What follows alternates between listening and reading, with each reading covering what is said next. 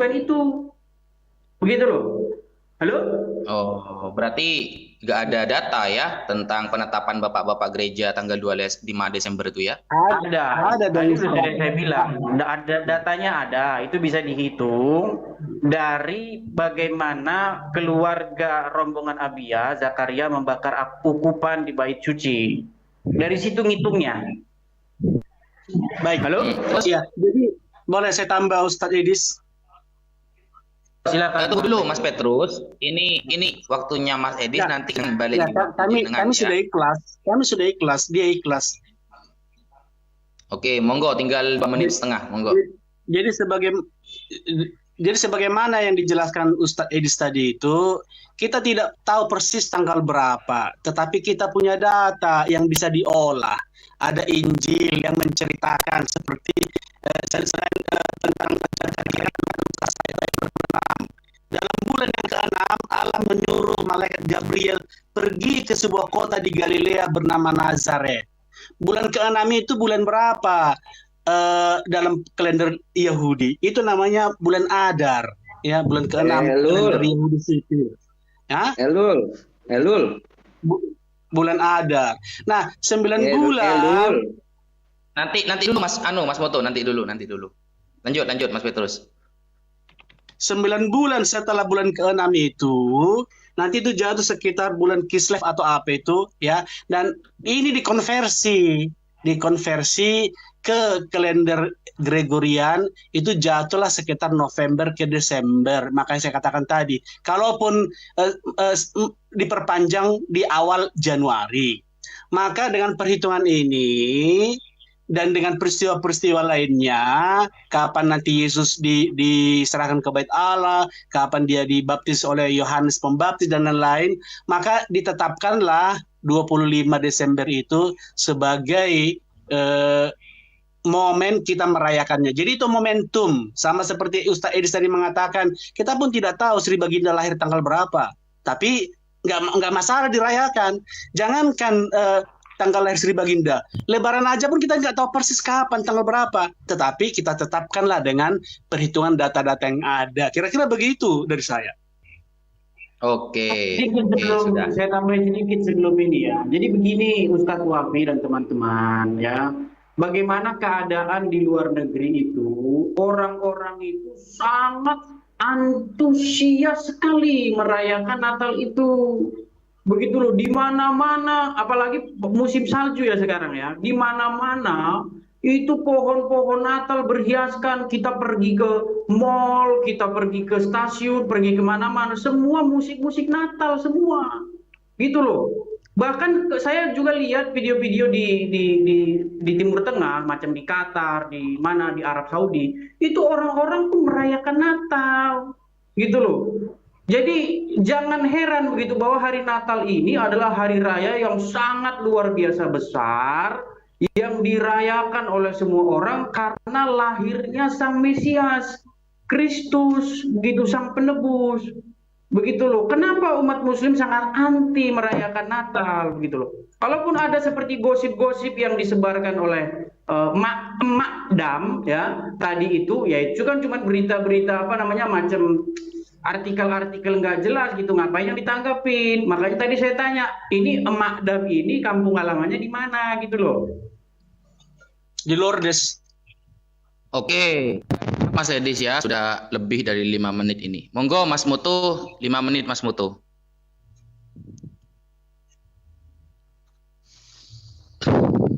Halo, Mas Moto? Assalamualaikum Silakan Mas Moto. semuanya, Ustadz. Madam semuanya. Waalaikumsalam Mas Moto. Lupa saya tadi nggak ngucap salam, Afwan. Ini ya, Edis. Atau Pietro ya tadi ya. Ya, Kalau kita Ustaz. lihat ya. Jadi kita lihat Lukas 1 ya. Dalam bulan yang ke-6 ya kan. Allah menyuruh malaikat Gabriel pergi ke sebuah kota di Galilea bernama Nazaret. Kamu bilang 6 itu Kislev. Ya, saya bilang Elul. Datanya ada. Ya, ke-6. Baik. 6. Ini bagus Elul, bagus ya. ada datanya. Nanti jawab ya Ustaz ya. Elul kan? Elul. Nah, kalau Elul itu berarti kan bulan ke-6 itu malaikat Gabriel kan datang. Berarti selanjutnya beliau Bunda Maryam itu sudah mengandung kan ya. Dari Elul kita tarik 9 bulan ya, kurang lebih ya. 9 bulan. 1 2 3 4 5 6 7 8 9. Berarti di Iyar, ya kan ya? Baik. Nah, Baik. Iyar itu terjadi kalau di convert ke dalam Gregorian itu ke April atau Mei. Baik. Kislev, aing mau Kislev itu April, mana ada? Kislev itu November atau Desember, ngaco. Bisa langsung Nah, saya ya. jawab biar kita TikTok kan? Iya, silakan. Jangan Mas Petrus, jangan. Nggak apa-apa, Oh, gitu. ikhlas kok dia Ustaz. Ustaz dia ikhlas, nggak apa-apa. Dan Nah, langsung tadi ada dulu, datanya. Jangan. Saya senang ada datanya. Kasih dong. Jangan. Enggak, ini Sampean memang nanti kalau Pak Mak, Ustaz kalau observasi. satu bisa dong. sampean gitu loh. Bandel. Tadi kan Dia dia kan- bilang begitu tadi kita Ustaz yang ngomong Kirius, dia bilang Ustaz host yang Noto, ngatur. Sekarang Ustaz- host jangan- yang jangan. ngatur dia bilang beda lagi. Ini keras kepala Iya, Ustaz Wafi. Pietro Jangan dikasih hati. nanti dulu Baik, aja, baik, Pietro, baik. di Silakan, waktu baik, di waktu baik, kamu ya. baik. Ya, Pietro. Baik. Silakan, Jadi silakan Ustaz. yang pertama sekalian jawab nih, Kislev tuh. Kislev, ya. Itu November Desember, bukan April Mei ya. November Desember Kislev. Nah, kalau tadi ada yang memaksa bahwa Yesus itu lahir di bulan Kislev dari bulan ke-6 menurut data dari Alkitab plus kita konversi ke kalender Ibrani, berarti Ibunda Maryam itu hanya mengandung 3 bulan. Baik. Itu kan nggak mungkin, gitu kan? Nggak mungkin. Nggak Iya. mungkin.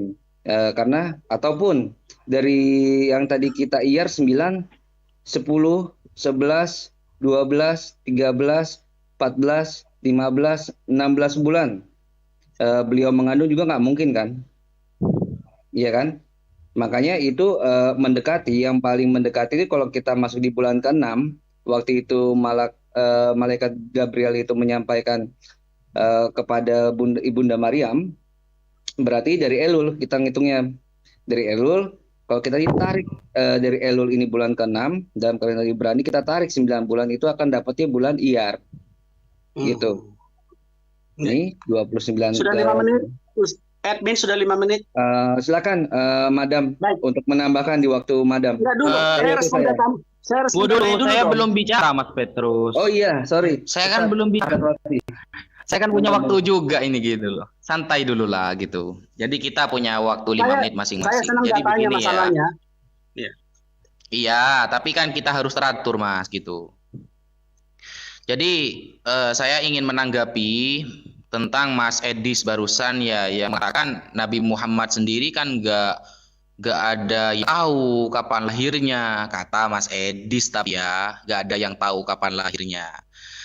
Kelahiran Nabi Muhammad Shallallahu Alaihi Wasallam itu diketahui dan pendapat para ulama ada. Lalu bagaimana merayakan? Ya, merayakannya itu kita bukan tanggalnya teman-teman ya, itu yang harus dibedakan ya.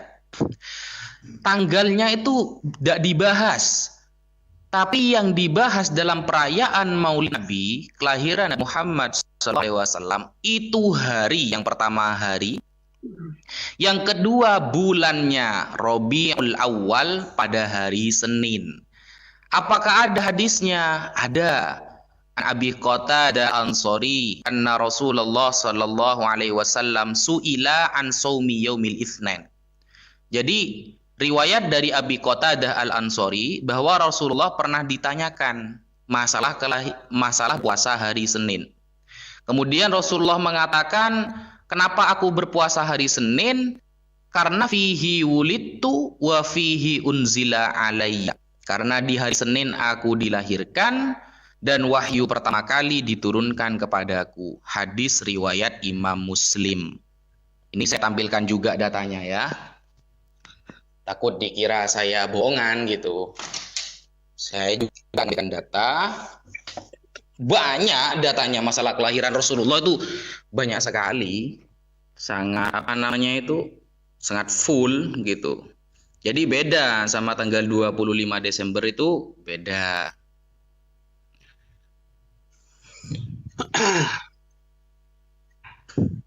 Nah, ini saya punya kitab namanya Al-I'lam bi Fatawa A'immatil Islam.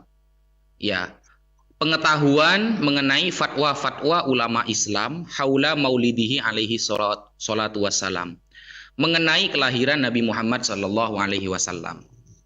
Di sini ditulis oleh Dr. ya Sayyid Muhammad bin Alawi Al-Maliki Al-Hasani. Beliau adalah muhaddits, hafal ribuan hadis.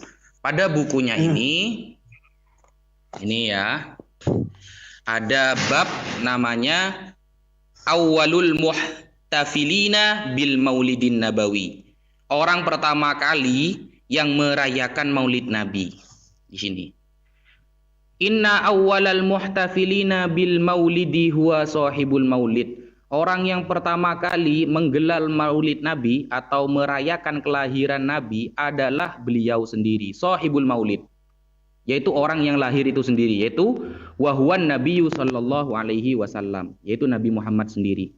Kama jaa fil hadis, sebagaimana keterangan di dalam hadis as-sahih yang sahih, alladzi rawahu Muslim, yang diriwayatkan oleh Imam Muslim, lamma su'ilah, tatkala Nabi Muhammad ditanyakan an siyami yaumil ifnen, kenapa beliau berpuasa hari Senin. Qala sallallahu alaihi wasallam, Nabi Muhammad sallallahu alaihi wasallam bersabda, dzaka yaumun wulidtu fi. Aku berpuasa hari Senin karena hari Senin adalah hari kelahiranku. Jadi yang dirayakan itu hari dan bulannya di bulan Rabiul Awal. Fahadha, hadis ini asahhu wa asrahu nassin, paling sahih dan paling jelas dalilnya fi masyru'iyyatil ihtifal, dalam pensyariatan merayakan bi maulidin nabawi syarif, atas kelahiran Nabi yang mulia. Begitu. Jadi jelas ya, ini pada halaman 16. Jadi Mas Edis ngawur kalau 25 Desember dikait-kaitkan sama Nabi itu. Saya punya data ya, begitu. Monggo Mas Petrus 5 menit. Baik, terima kasih. Tentang hadis yang Ustadz sampaikan itu nggak masalah, itu kan data ya. Walaupun tetap saja ada ruang terbuka membahas tentang tanggal lahir Sri Baginda. Saya tidak terlalu komen itu. Saya suka dengan Ustadz Kiryosmoto dengan data. Data itu bagus sekali, tetapi Ustadz Kiryosmoto menyembunyikan sesuatu dengan datanya. Makanya tadi saya meminta kalau boleh saya langsung tiktokan, karena saya mau menggunakan datanya dia untuk membungkam dia sendiri. Nah, data yang disajikan itu, kalau Ustadz Kiryos bisa berkenan menunjukkannya, boleh ditampilkan lagi Ustadz, biar saya tunjukkan di mana data yang kamu sembunyikan. Nggak mau ya? Baik, saya sudah menduga. Oh, baik. Tolong tampilkan lagi Ustadz, biar kita mencerdaskan loh. Nah, di sana ada kolom. Di sana ada kolom tahun eklesiastikal. Ada kolom tahun sipil. Saya tidak tahu kalau Ustadz Kiryos mengerti apa itu eklesiastikal. Eklesiastikal itu artinya gereja. Tahun gereja, ya. Jadi Yahudi itu memakai tahun sipil. Jadi bulan ke-6 tahun sipil itu apa namanya? Namanya Adar. Lihat paling bawah. Garis kedua paling bawah, dari bawah terus ada Adar 1, ada Adar 2. Bulan ke-6 itu Adar. Maka hitunglah 9 bulan setelah Adar. Adar 1, Adar 2. Kemudian ada 9 bulan. Ada 9 bulan. Jatuhnya kemana? Ada 1, Adar 2. Iya, jatuhnya kemana 9 bulan setelah itu? Kislev. Adar 1, Adar 2. Nah, jatuhnya 9 bulan kemudian? Adar 1, Adar 2. Terus naik ke atas dong. Adar 1, Adar 2, berarti kembali ke Enggak, yang diikutin perujukannya dari Adar 1 atau Adar 2? Adar 1 dong. Adar 1, Adar 2. Hitung 9. Berarti dari sini dari Adar ya. 1, 2, 3, 4, 5, 6, 7, 8, 9. Nih. Sudah? Bulan ke-8. Oktober, November. Oktober, November, ya toh? Oktober, kalau hitungnya bisa langsung ke Kislev sebenarnya 9 bulannya kan? Ya. Ya. Nah, tapi nggak apa-apa. Jadi perhitungannya Gimana? ya pas dong. Kalau kamu lahirnya November, kamu ulang Oktober, tahun November, itu ya Desember gimana sih? lah, makanya kan dibilang kan perhitungan data ini yang diolah. Iya, Jadi Kislev datanya nih. benar. Sorry, Kislev nih. Ada Ah, satu, ya kan? Satu, ada ah, dua. Ada satu, ah. 2, 3, 4, 5, 6, 7, 8, 9. Hmm. Ini nih, cash fund nih. Apa itu? Apa? Nih, Baik, cash saya fund. ulang ya. Cash Saya ulang fund ya, nih. biar saya ya. Baik, Cash dengar. fund itu Oktober, Bulan November. ke-6. Pada bulan ke-6, ya. Bulan ke-6 ada 1, langsung dihitung dong. Ada 1, Loh, ya toh? dia kan bulan Ada ke-6 baru 2, dikabarin sama itu dong. iya, Sama siapa? Gabriel. Gabriel. Berarti kalau itu sudah bulan ke-6, pada bulan ke-6, masuk bulan ke-7 sudah bulan kedua dong. Gimana sih kamu? Oh iya, terus? Ya hitung aja. Iya, Kislev. Dengar, kalau bulan ke-6 masuk ke adar pertama, masuk ke adar kedua, bulan kedua dong. Bukan 2 bulan, bulan kedua. Ngerti nggak kamu itu? Bulan kedua, ya. 2, masuk ke Nisan. 3, 4, 5, 6, 7, 8, 9, ya. Tisri. Nah, Tisri bulan apa itu? 7. Mas Putu? September, Oktober. Berarti 2. tambah jauh dong. Terus, waduh, gimana sih? Gimana sih? Ini tadi sudah hampir loh November ini, tambah jauh gitu. Jadi Agustus nanti, akhirnya 17 Agustus nanti itu. Ini kan gini, kalau dia ngikutin bulan, ini kan 1 nih udah mengandung ya. Adar 1 ya. Kita hitung 1 dong. Bulan pertama, ya kan? Bulan kedua, ya kan? Bulan kedua, bulan ketiga, bulan keempat, kelima, keenam, ketujuh, ke-8, ke-9, Tisri kan? Ya. Iya, Tisri Ya, itu toh? bulan Tisri bulan September, Oktober. Ya. Boleh saya interupsi sebentar? Boleh saya September, interupsi Oktober. sebentar, Bang Petrus? tambah jauh ya. Ya, silakan, Halo? silakan. Mungkin lahirnya prematur mungkin Iya. ya. Lahirnya prematur mungkin. Ya, begini, tolong saya tanggapi sebentar ya. Berarti jadi begini, Bang Petrus ya. Bulan ke-6 di situ itu bukan berarti bulan yang ke-6. Bulan ke-6 di situ ketika malaikat Gabriel menemu atau mendatangi Maria itu bulan ke-6 setelah dia bertemu dengan Zakaria. Makanya ketika Gabriel menyampaikan kepada Maria, inilah bulan yang ke-6 bagi dia yang disebut mandul itu. Jadi bulan ke-6 bagaimana Gabriel mendatangi Maria itu bukan bulannya yang ke-6, tetapi bulan ke-6 setelah Gabriel bertemu dengan Zakaria. Lalu kapan Zakaria membakar ukupan di Bait Tuhan? Nah, itu harus dihitung kapan rombongan Abia masuk giliran pembakaran ukupan. Jadi ngitungnya itu 6 bulan setelah rombongan Abia membakar ukupan, baru dihitung 9 bulan. Ngitungnya seperti itu. Tapi saya nggak mau bahas itu. Yang mau saya bahas Tapi begini, beneran ya. Pietro dia datanya kalau menurut saya pas karena kalau kita lihat Lukas 1 nomor 26 ya. Coba saya bacakan ya. Dalam bulan yang ke-6 Ilah menyuruh Bulan yang malaikat ke-6 di situ Gabriel. maksudnya, ya sebentar dulu. Bulan yang ke-6 di situ maksudnya apa? Di bulan Elul berarti kan? Bukan seperti itu. Sebentar dulu, Bulan sebentar ke-6 dulu di situ. Sebentar saya bacakan dulu. Saya bacakan dulu ya. Dalam bulan tunggu sebentar saya bacakan dulu ya, sebentar. Dalam bulan yang ke-6, Ilah menyuruh malaikat Gabriel pergi ke sebuah kota di Galilea bernama Nazaret kepada seorang perawan yang bertunangan dengan seorang bernama Yusuf dari keluarga Daud. Nama perawan itu Maria. Nomor 28. Iya, stop dulu Ketika di situ. malaikat Jangan ketika sampai malaikat lagi. itu masuk ke rumah Maria, ia berkata, "Salam, hai engkau yang dikaruniai Tuhan menyertai engkau. Maria terkejut mendengar perkataan itu, lalu bertanya di dalam hatinya, apakah arti salap itu? Kata malaikat itu kepada, janganlah takut hai Maria, sebab engkau beroleh kasih karunia di hadapan Ilah. Sesungguhnya engkau akan mengandung dan akan melahirkan seorang anak laki-laki, dan hendaklah engkau menamai dia Yesus. Pietro udah benar kalau menurut.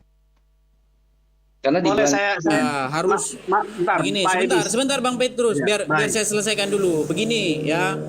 Kalau membaca itu, ayat itu tidak nongol begitu aja. Kamu harus membaca ayat sebelumnya dan sesudahnya.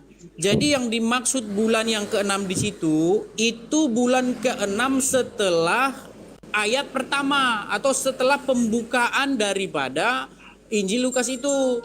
Makanya kamu baca lagi. Itu mana yang tadi kamu tampilin lagi coba? Halo? halo Dis. Yang tadi itu coba kamu baca ayat yang ke-36-nya. Bunyinya bagaimana? Ayat yang ke-36-nya. Bentar ya. Kelihatan nggak? 36 ya? Ya, kelihatan. Dan sesungguhnya Elizabeth anakmu itu, ia pun sedang mengandung seorang anak laki-laki pada hari tuanya, dan inilah bulan yang ke-6 bagi dia yang disebut mandul itu. Oh bukan. Gini berarti waktu Elizabeth mengandung. Masa kamu mau jelasin Kristen? Kamu kan nanya sama Enggak, ini saya, biar saya teksnya gampang dicerna. jelaskan. Enggak, di teksnya gampang dicerna. Jadi gini nih. Dan sesungguhnya Elizabeth sanakmu itu, ia pun sedang mengandung, sudah mengandung ya. Seorang anak laki-laki pada hari tuanya, ya, dan inilah bulan yang ke-6 bagi dia. Bentar, berarti waktu antara Yohanes dan Yesus itu selisihnya 6 bulan dong. Karena pada saat Maria, Pak Edi, sebentar, kita hitung yang benar. Sebentar, gitu. Sebentar, saya jelaskan dulu. Jadi gini, waktu Maria itu mengandung, pas kebetulan usia kandungan Elizabeth ya, atau Elisabeth itu berumur 6 bulan. Paham nggak? Waktu Bunda Maria mengandung, umur kandungan si Elizabeth itu berusia 6 bulan. Gimana nih? Baik. Halo? Iya. Oh, jadi si Moto yang jelasin. Ya kan gampang dicerna ini, Dis. Datanya itu sudah benar, Moto. Bisa saya bicara sebentar? Halo? Iya, silakan. Ya, jadi Injil Lukas itu Gabriel mengunjungi Maria bulan ke-6, yaitu bulan Adar, ya toh? Nah, kalau hitung Adar, 9 bulan setelah Adar 1, Adar 2, Ishar, Siwan, Tammuz, Av, Elul, Tisri, Marhesim, Kislev, itu jatuh antara bulan Marhesim dan Kislev. Karena nggak disebutkan bulan ke-6 yang keberapa, ya mau dianggap bulan ke-6 yang bulan ke-6 yang pertama. Kalau bulan ke-6 pertama, dia akan jatuh di bulan Marshev, ya toh. Kalau dia jatuh di bulan ke-6 yang kedua, dia jatuh kepada Kislev. Jadi pas 9 bulan ditambah dengan data saudara Edis tadi itu. Jadi Injil Lukas itu sudah benar pada bulan yang ke-6. Bulan ke-6 itu apa? Bulan ke-6 itu adalah bulan Adar. Bulan Adar itu ada 2. Adar 1, Adar 2. Injil tidak menyebutkan bulan Adar yang keberapa. Katakanlah bulan Adar yang pertama. Kalau bulan Adar yang pertama, ya kita hitung 1, 2, Adar 2, masuk ke Nisan, ke Iyar, Stivan, Tammuz, Ab, Elul, Tisri, Heswan, Kislev. Jadi kalau dia di bulan kedua, Adar kedua masuk ke Kislev. Kalau dia Adar pertama masuk ke Heswan. Jadi itu sudah pas perhitungannya. Itu jadi gini aja saya tambah atas. ya. Seperti oke sebentar gini. Jadi begini Wafi ya. Esensi seperti saya ulang lagi, esensi dari Natal itu bukan soal tanggalnya. Tadi kan sudah saya bilang, masalah tanggalnya semua itu hanya perkiraan. Tapi esensinya atau Natal itu tidak menjadi batal karena tanggalnya tidak benar. Nggak seperti itu.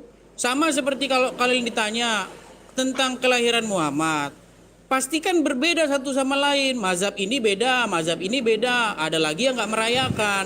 Tapi esensinya itu bukan soal tanggalnya seperti tadi Ustadz Wapi sudah mengatakan. Nah, kalaupun Ustadz Wapi tadi mengangkat data-data yang bisa dibilang data yang muncul kemarin sore, ya seperti saya bilang ya, para peneliti-peneliti atau pengkaji-pengkaji Islam ya, terutama orang-orang yang sekolah tinggi itu tidak mempercayai sumber-sumber yang baru dibikin kemarin sore tentang Muhammad. Gitu loh. Jadi di dalam hukum Saya sejarah tadi itu pakai hadis loh, Edis. Sebentar. Saya pakai hadis. Jadi gini, Mas Edis. Sebentar Bang Wabi. Saya pakai hadis kok kemarin sore sih. Katanya jangan dipotong. Enggak, Iya, saya pakai itu- hadis kan. Ingat kan Mas hadis- Edis kan ya? Iya, makanya sebentar dulu selesai. Dengerin saya bicara sampai selesai, ya. Kalau kita berpegang kepada Al-Qur'an, kita tidak akan menemukan secuil pun informasi tentang kapan Muhammad dilahirkan. Ya. Tidak ada, secuil pun tidak ada di situ kapan Muhammad dilahirkan. Nah, kemudian Anda menggunakan sumber-sumber yang dibilang tadi ini, bahkan sumber sekunder pun itu tidak masuk di dalam kajian ilmu sejarah. Ilmu sejarah itu punya disiplin ilmu sejarah. Sumber sejarah itu ada sumber sejarah primer dengan sumber sejarah sekunder. Yang Anda sebut itu tidak masuk, bahkan di dalam sumber sejarah sekunder pun tidak masuk. Karena apa? Karena buku yang Anda rujuk menjadi rujukan atau menjadi dalil kapan lahirnya Muhammad itu baru dibikin kemarin sore oleh orang yang baru lahir kemarin sore. Kalau kamu mengutip hadis, itu tidak ada hadis-hadis itu berasal dari zaman Muhammad. Hadis-hadis yang kamu kutip itu bahkan itu tidak ada manuskripnya. Itu tidak ada manuskripnya dan juga tidak ada sumber-sumber primernya. Sehingga sumber-sumber itu kalau di dalam kajian-kajian barat hanya disebut sebagai Kok panjang kali dia ngomong Ustadz.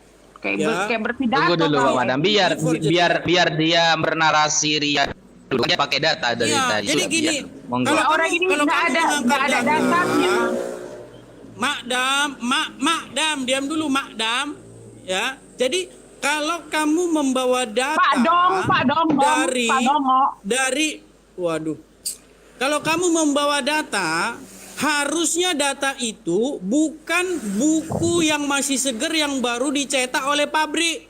Harusnya kalau kamu bawa data Nggak ada itu dari urusan manuskrip. dicetak hari ini atau besok. Itu Yang loh. penting datanya clear. Nggak ada urusan kamu mau dicetak hari Ya, ini, kalau detik cuman- ini. Kalau kalau datanya cuman bikin clear nggak ada data doang masalah. gampang. Yang penting itu Kalau datanya, cuma bukan bikin data cetaknya, doang dong itu dong. gampang. Ini Bukan suara saya kedengaran nggak sih? bukan cetaknya, datanya yang penting dong dong. Suara saya kedengaran nggak ini? Makanya kau Lanjut, bingung Mas apa yang Edi, bangun. lanjut. Jadi begini, kalau data hanya dibikin baru dikarang kemarin sore, itu di dalam dunia akademis itu tidak Ini dianggap bego sebagai loh data. orang ini loh. Bego banget kamu Tapi kalau itu ngomong kayak gitu kamu dianggap diketawain kamu. sebagai sampah. Gitu loh. Kasian Kalau banget cuman orang ini loh. Ya, ya, Kalau ya. cuman Makdam aja yang Sudah, ngomong, Mas Edis, ya. ngapain? Namanya aja Makdam. Kasian banget kau Edis, kasian. Sudah ya Mas Edis ya. Tadi kan Mas Edis cuma yang ngomong gitu aja sih, gak ada data yang ditampilkan, gak ada data yang Iya. Ya, dinarasikan silakan gitu. silakan Ustadz Karuan Wapi aja. tunjukkan. Silakan Ustadz Wapi tunjukkan dari mana buku itu menukil kelahiran Muhammad. Buku yang baru dicetak Tuh. oleh pabrik kemarin sore itu, yang masih hujan-hujan Hadis sore-sore Sahih baru dicetak, dari Muslim. mana? Di mana? Hadis Manuskripnya di Sahih mana? Muslim. Iya, manuskripnya di Hadis mana? Sahih Muslim. Kalau orang cuma nulis di buku, terus hadis Sahih Muslim ya gampang. Gimana sih? Kacau ini orang ini loh. Kau tuh ngaco ya Edis ya. Kau sangat-sangat dong-dong kau. Jadi kalau kau bilang sesuatu ilmu yang bisa lahir detik ini dicetak karena baru menemukan, menurut kamu itu nggak valid. Alangkah dong-dongnya lah kau Edis. Harus ada sumber Alangkah. primernya. Makanya tadi Madam, dibilang data yang penting bukan harus cetaknya. ada Oon. sumber primernya, Makdam. Kamu tahu nggak Kenapa sumber primer? sekarang kau rubah? Kenapa sekarang kau rubah? Tadi kau bilang kalau dicetak baru nggak penting. Yang penting itu datanya, justru itu bukan makanya cetakannya. saya Ngerti nggak kau? bilang, Bukan data, Itu bukan dicetak cetakannya, kemarin sore datanya. Paham nggak tanpa kau? ada sumber rujukan. Mimpi kau ya, mimpi kau. Oke. Medam baik. Sebentar. Jadi kembali ke datanya Ustadz Kiryosmoto tadi itu, ya toh. Jadi Gabriel itu datang di bulan ke-6.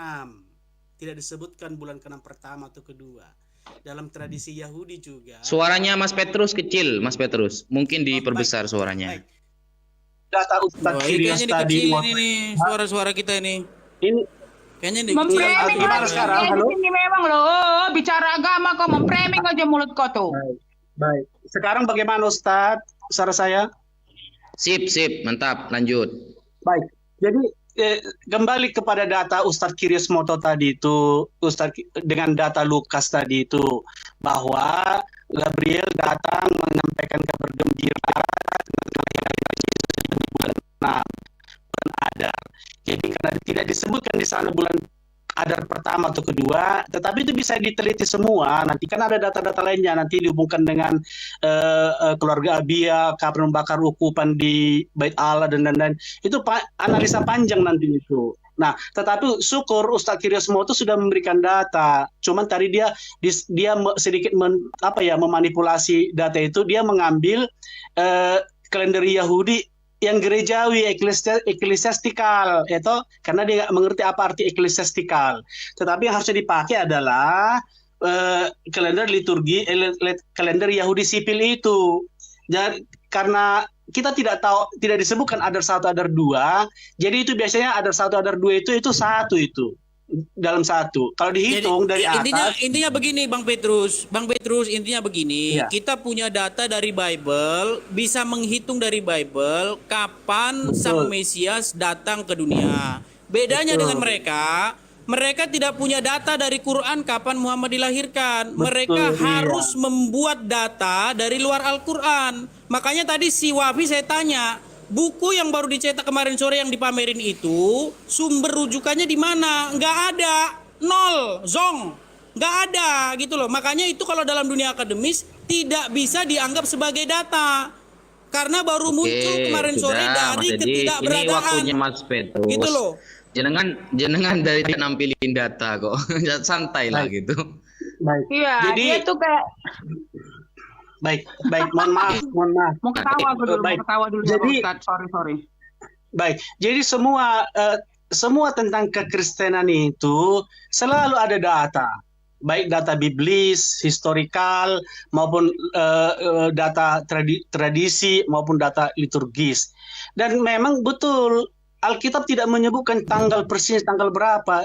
Itu wajar karena kan setiap masa itu beda-beda kepentingannya. Jangankan tanggal kelahiran Al-Masih atau Sri Baginda. Saya tanggal kelahiran nenek saya pun saya tidak tahu tanggal berapa. Kalau ditanya dia pun nggak tahu. Tetapi ingatnya Kamu kalau kau nggak tahu nenekmu, Iya, urusanmu. sebentar, Madam. Kan nenekmu ateis semua kata tadi.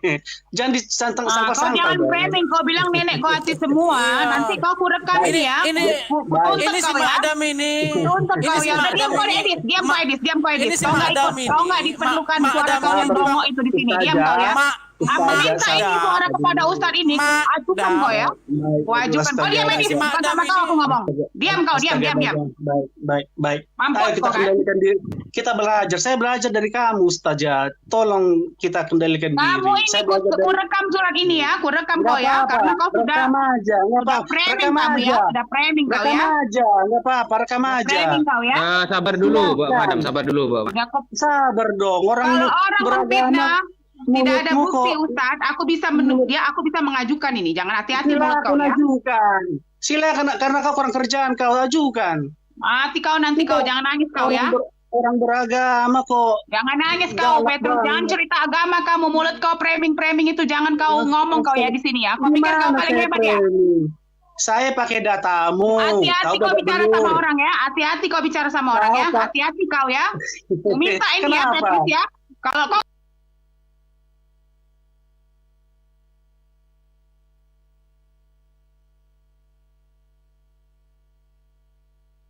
bukan melihat zat sejatinya, hanya melihat mazhar-mazharnya, maka alam semesta ini menjadi guru pada setiap makhluk.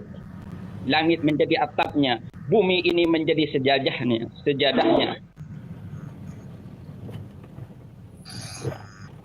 Setiap kejadian-kejadian alam ini adalah menjadi guru. Sebab di situ ada mazhar ketuhanan. Yesus pun bukan Tuhan. Hanya mazhar ketuhanan. Allahu Akbar.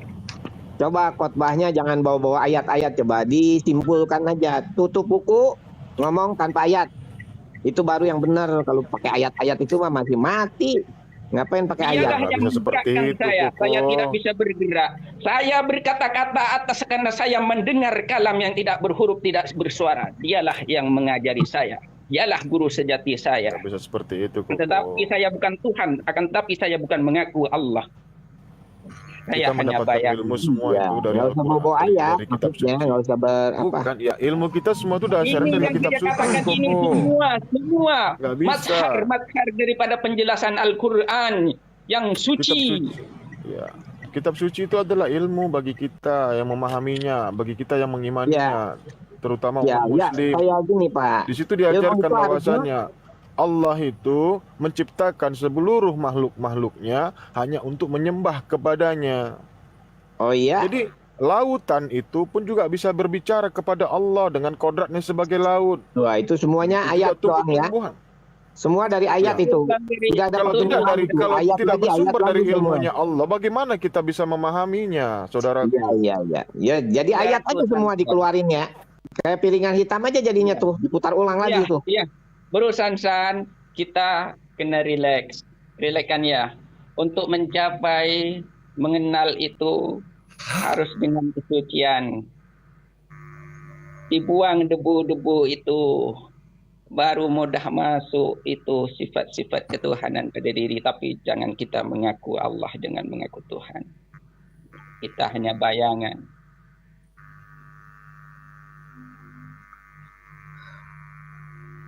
Ya, Kita berkenan di situ adalah bayangan kita, tapi bukan kita itu. Yesus ya pun memang. begitu. Memang. Kan saya udah bilang, Tuhan bukan suatu kepribadian. Jangan diragukan lagi itu. Iya, itu saya setuju itu.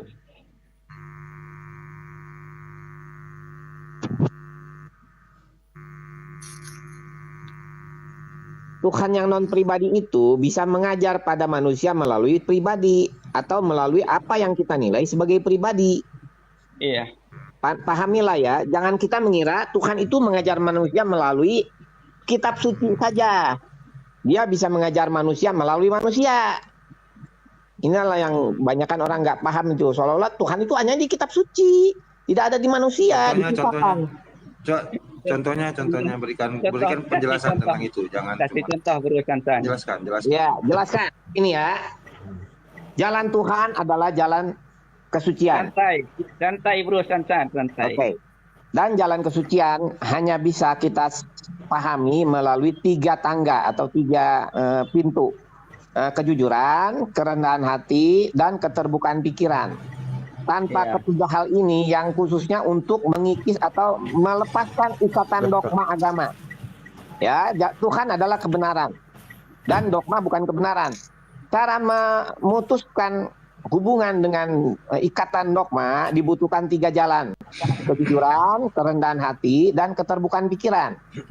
Karena semua manusia bisa dipakai oleh Tuhan untuk mengajar kita. Ya. Nah, apa yang merupakan kebenaran? Hakikatnya adalah dogma yang tervalidasi. Bagaimana cara kita memvalidasi kitab suci?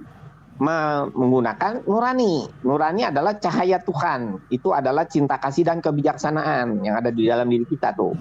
Jadi benang merah untuk sampai ke Tuhan itu adalah nurani.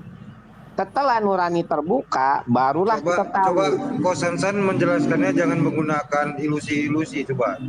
Kalau kita tidak boleh menjelaskan dengan kitab suci, coba Kosansan jangan menjelaskan dengan ilusi-ilusi. Tapi apa contohnya tadi dikatakan Sudah Tuhan? jelas bang. Dia menggunakan ilusi bang. Dia menggunakan hayalan karena dia tidak memaksa. Bisa nggak? Karena dia memaksa Bisa nggak kita Kosansan untuk sampaikan tidak tanpa tidak ilusi? sesuai dengan literasi gitu. Jadi sesuai dengan hayalan kita. Dia ini bernarasi seperti itu bang. Biar Kosansan tahu bagaimana caranya untuk belajar dan diajari. Ya, sudah, Coba, kalian bertiga bisa aja. nggak tanpa menggunakan ilusi? Jadi gini maksudnya, kalau berkata-kata itu jelas. Jadi Anda paham bicaranya, saya paham mendengarnya. Coba bisa nggak gitu? Nggak pakai ilusi coba. Bisa? Sebenarnya yang sedang berilusi itu Anda, Pak. Silakan. Jelaskan apa tadi contohnya. Saya tadi tanya, contohnya manusia bisa memberi pemahaman kepada manusia lain. Coba. Contoh, saya nggak minta ilusi Anda. Oke, dari tadi saya bilang Tuhan itu kesucian. Kalau kita ingin berjalan kepada Tuhan, dibutuhkan 3 pintu yang harus kita buka di dalam diri kita semua. Pintu pertama kejujuran, pintu kedua kerendahan hati, pintu ketiga keterbukaan pikiran. 3 jalan inilah yang dipakai untuk melepaskan kita dari dogma-dogma yang sudah membuat kita tidak waras, sehingga salah menyimpulkan sesuatu yang sumbernya adalah dogma-dogma menggunakan 3 pintu tadi apa bukan dogma? Itu dogma Anda tadi ya, menggunakan 3 pintu kan? Anda menggunakan ilusi. Terus dari mana Anda bisa memahami kejujuran kalau bukan dari literasi? Dari mana bisa Anda memahami ada di dalam diri kita, bohong Pak. dan jujur? Jadi nurani Anda akan sepakat bahwa jalan Tuhan adalah jalan kejujuran, jalan keterbukaan pikiran, dan jalan kerendahan hati. Ini adalah jalan nurani, Pak. Nurani yang mengenalin itu apa nurani? Anda ketahui apa tentang nurani? Apa nurani itu? Nah, si buta mempertanyakan apa itu nurani. Ya, bagaimana cara dia berempati? Biarpun buta, tapi saya mencari cahaya dengan bertanya kepada Anda yang Anda katakan nurani tadi. Iya, nggak apa-apa, Pak. Apakah Anda paham gitu nurani? Coba Anda sampaikan kepada saya nurani itu apa ya? Kok bisa mengenali tentang kebaikan kejujuran tadi? Iya, Teruskan, Guru Santran. Coba. Nurani itu sumber dari empati. Sumber dari cinta ilahi. Kita hanya bisa empati kalau kita punya nurani. Nurani itu ada yang terbuka setengah, ada yang terbuka banyak, ada yang sedikit gitu ya. Ketika orang tidak punya nurani, bisa salah memahami kitab suci sehingga dia melakukan kejahatan dan membunuh manusia begitu. Karena nuraninya belum terbuka gitu. Anda nggak ngerti tentang nurani. Anda nggak menyebutkan apa itu nuraninya. Anda hanya memberikan penjelasan bagaimana untuk memberikan sebuah pengujian kepada nurani. Iya. Nuraninya itu apa? Si jahat mempertanyakan apa itu nurani. Karena dia memang tidak punya kebaikan sehingga dia mempertanyakan itu. Iya, betul. Kalau memang tidak mengetahui itu harus bertanya. Yang mengetahui tidak memberi penjelasan dengan benar itu yang jahat. Ketika orang berbuat jahat, dikatakan dia tidak punya nurani, menyembelih orang, menggorok-gorok orang, itu apa itu nurani? Saya bertanya tadi nurani itu apa? Anda memberi penjelasan cara untuk memancing, menguji nurani tadi. Bukan nuraninya apa? Ya, nurani adalah cinta kasih yang tumbuh di dalam diri semua manusia. Secara potensial dia ada di sana. Ya, rasa empati, sumber cinta kasih. Jadi sebetulnya dia adalah cahaya Tuhan yang ada di dalam semua manusia itu. Cuman kebanyakan manusia tertutup nuraninya tuh. Itu tadi Anda mencapaikan sesuatu definisi yang Anda nggak sadar sendiri. Sebenarnya definisinya itu ada Anda sampaikan, tapi Anda nggak tahu yang mana nurani itu. Ya, Anda menilai itu karena Anda tidak yang mana mengerti. Nurani? Di antara yang tadi Anda bicarakan, itu tadi ada nurani, tapi Anda tidak sadar bahwasannya itulah yang saya tanya. Ya, repotnya gini lah, diskusi sama si jahat. Coba. Masih bertanya-tanya nurani. Yang mana yang nurani? Nurullah, nurnya Allah. Iya, nur kan cahaya. Tuhan itulah nurani. Cahaya Tuhan. Ya, nurullah. Cahaya itulah yang saya tanya. Cahaya Tuhan. Nurani itu adalah cahaya. Cahaya nur ain yang sangat bisa mampu menerangi segala sesuatu, itu cahaya dari ketuhanan. Itulah nurani. Kalau tanpa cahaya, tidak ada cahaya nurani tadi, tidak ada kebaikan, tidak ada yang dikatakan jujur, tidak ada yang dikatakan cinta kasih, tidak ada. Karena harus sesuai dengan nurani tadi. Kenapa? Karena nurani tadi itu diberikan siapa yang berikan? Ketuhanan. Dari mana saya tahu ini? Saya tahu ini dari definisi kitab suci. Bohong Anda kalau bilang Anda nggak tahu kitab suci. Anda membicarakan sesuatu, menolak kitab suci, tapi Anda menggunakan semua definisi dari kitab suci. Anda bilang saya comot-comot, Anda barusan mencomot.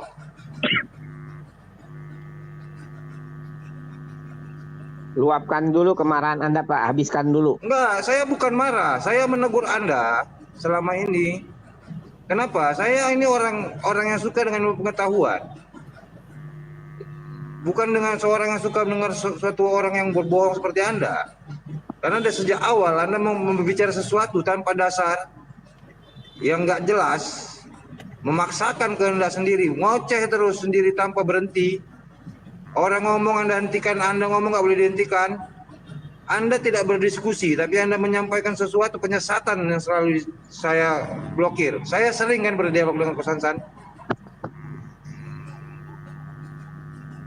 Dan cara saya berdialog selalu sama, saya nggak pernah lemah lembut pura-pura, nggak begitu saya. Saya orang ilmu, bukan orang yang suka tipu menipu, bukan. Kalau mau bicara sesuai dengan ilmu. Nah, sama nih mesin buka yang baru masuk nih, tukang tipu juga. Nih, cocok lah sudah nih Bang Luga sama ketemu Ko Sansan kan?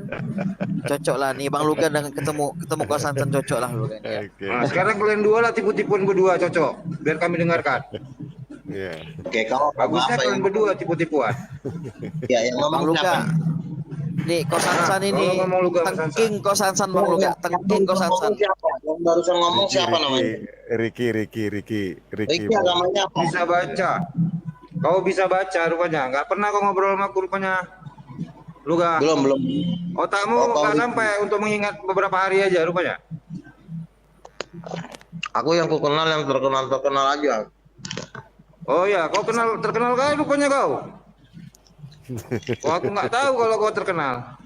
Ya udah, aku sekarang malah nggak suka lihat kau. Kenapa gitu ya? Kalau terkenal itu biasa disukai gitu. Iya, agama kau apa? Kau baca lah, bisa baca nggak? Kau sekolah nggak? Di situ nama agamamu nggak ada, Dodong. Agama kau apa? Agama apa? Dari tadi kau nggak dengar? Baru masuk dari mana? Enggak. Aku nggak tahu agama kau apa. Kemarin ngobrol nggak tahu kau punya bicara dengan agama mana? Enggak banyak yang kau gitu ngaku. Kayak gitu kau ngaku nabi, pulang pergi ke surga, balik lagi neraka, tapi nggak tahu apa-apa kayak gitu nabi. Iya, agama kau apa? Langsung kau buktikan bahwasannya kau ini penipu, langsung saja. Kau sendiri yang buka. Agama kau apa, Dodong? Enggak, kalau begitu kau nggak perlu tahu. Kalau nggak mau tahu, ngapain dikasih tahu? Nggak perlu berarti kau tahu, kan gitu kan? Maksudmu gitu kan? Aku agama saya kamu nggak bisa kayak gitu loh, Kak. Aku baru masuk saja mengaku agama kalian berdua ngobrol dengan Sansan saja. Saya nggak mau ngobrol dengan penipu. Silakan. Aku baru masuk saja. Kamu nggak mampu ngaku agamamu. Nah itulah kekuatannya. Beda kan? Nggak mampu kok. Dua-dua yang penipu ini aja ngobrol deh. Biarkan. Kita dengarin orang yang penipu. Iya. Ini kan Bang Luga kan siang ini kan fenomena luar biasa nih ya. Baru terjadi hari ini di room saya nih, Bang Luga ketemu Ko Sansan. Apakah Bang Luga ini kong kali kong atau bertolak belakang dengan Ko Sansan kira-kira nih ya? Kita lihat sendiri nanti ya, teman-teman. Saya sudah sering berdebat dengan Sansan. Yang saya cuma tertarik sama si lontong sayur ini. Siapa nih namanya ini? Udah dah, fokus ke Ko Sansan aja ini. Nah, jadi gimana Bang Luga?